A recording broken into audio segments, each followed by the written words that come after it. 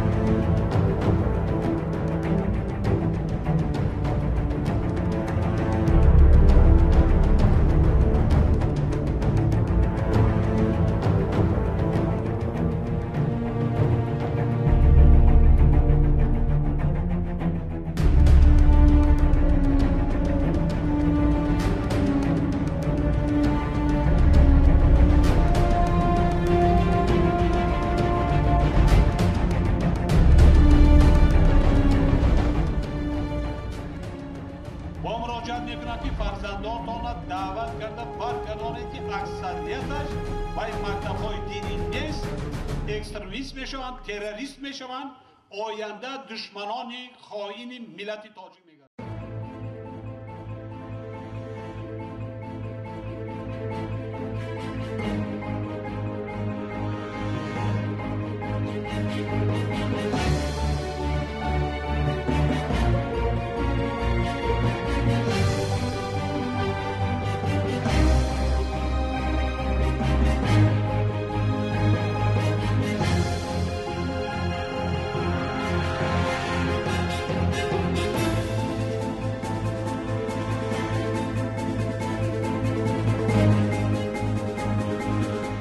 با قانون من این حجاب زده می باشم.